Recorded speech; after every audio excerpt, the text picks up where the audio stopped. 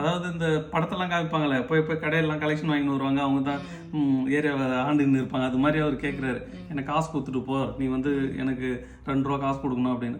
அதுக்கப்புறம் அவர் வந்து எதிர்த்து கேள்வி கேட்குறாரு அந்த பையன். நான் எதுக்கு உனக்கு காசு கொடுக்கணும்? நான் கஷ்டப்பட்டு நான் எடுத்தா வந்து சந்தையில் விற்று நான் எடுத்துட்டு போறேன், நான் எதுக்கு உனக்கு அதில் காசு கொடுக்கணும் அப்படின்னதும் இந்த வாட்ட சட்டமாக இருக்கிற ஒரு கோவம் வந்துருது. என்னடா எல்லாரும் என்னை பார்த்து காசு கொடுத்துட்டு போறாங்க, நீ என்னடா என்னை எதிர்த்து கேள்வி கேட்கறது, நீ யார் நீ அப்படின்னு கேட்குறப்ப, நான் யாரு, நான் நார்மலான பையன் தான், நீ வந்து எனக்கு காசு கொடுக்க சொன்ன, என்னால் கொடுக்க முடியாது சொல்கிறேன், என்ன பண்ணுற பண்ணிக்கோ அப்படின்னு அவன் சண்டை போடுறாரு.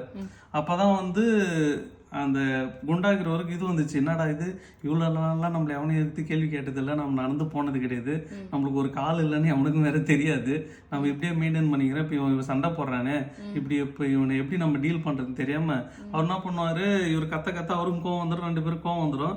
இவர் அடிக்கலான்னு ஏந்து போகிறப்போ பார்த்தோன்னா அவரால் ஒரு போல்டாக ஏந்து நடந்து போக முடியாது.